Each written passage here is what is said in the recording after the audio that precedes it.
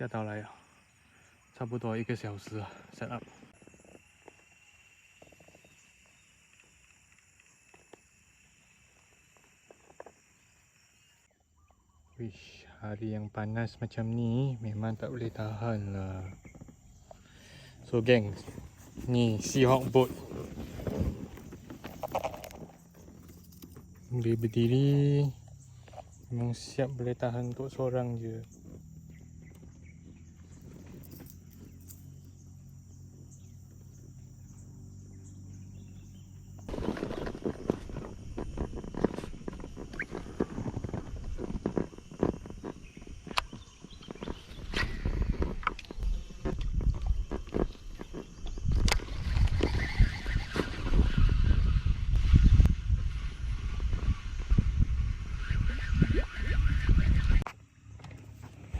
Thruster has wing.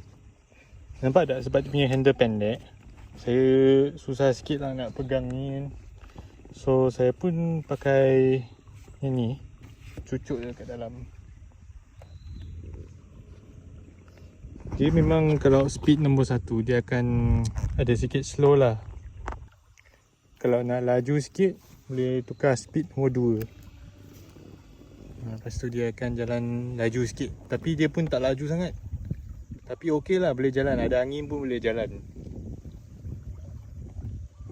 Ush, panas terik ni hari ni. Gila. Panas geng. Matahari.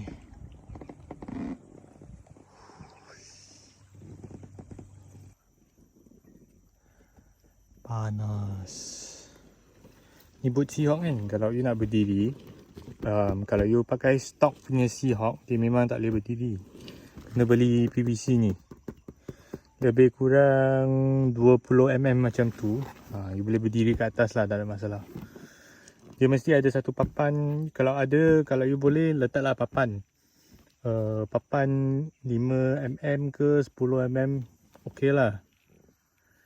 Dia tak boleh nak kecil sangat, tak boleh nak nipis sangat. Kalau nipis dia akan bengkok sini, bengkok sana. Kalau you berdiri nanti dia susah sikit.